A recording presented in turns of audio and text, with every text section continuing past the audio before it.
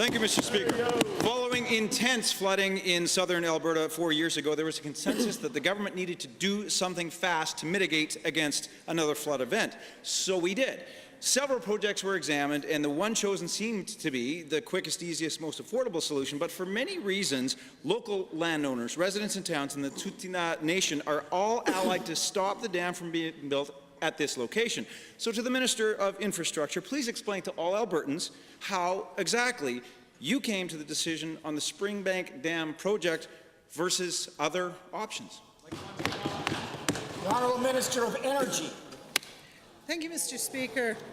There was a lot of consultation done with the mitigation plans. Our government is focused on building strong collaborative relationships with all First Nations. Just a little over a few weeks ago, the minister did meet with the Tsuut'ina group and plans to continue meeting as the plans go forward. Supplemental.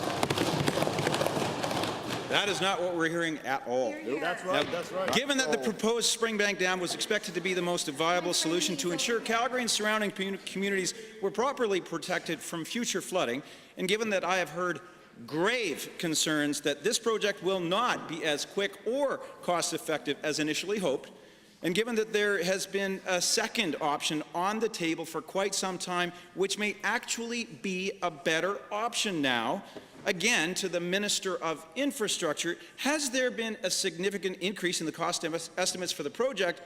And if so, why? Thank you, Honourable Member. Minister of Energy and Parks. Thank you, Mr. Speaker. The member asks about what led to the decision-making around the Springbank project, and of course it was the former PC government who began that decision-making process, Mr. Speaker, and those the weighing of the two options. The other option was the McLean Creek option, Mr. Speaker, which was a in-river dam that had many construction risks associated with it, much longer timeline for its environmental assessments, Mr. Speaker, many more environmental effects to take into account, Mr. Speaker, and more long-term environmental effects, given that Springbank is a dry dam. Second supplemental.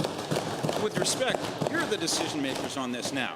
Now, given that I, along with all Albertans, appreciate the commitment to flood mitigation, and given that I've met personally with families who will lose their land that they have ranched for 5 generations, along with Chief Crowchild, who fears that Tsuut'ina lands, as well as Redwood Meadows and Bright Creek, will be threatened by this potential dam, again to the Minister. Will you meet with the Premier personally? Will you commit to meeting about this specific issue with Chief Crowchild, affected landowners and residents to work towards a positive solution before construction begins?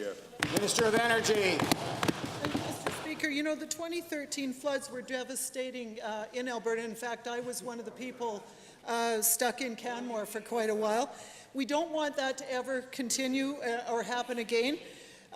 It caused over $6 billion in damage. So, you know, we are working with the First Nations. As I mentioned, the minister met with them a few weeks ago.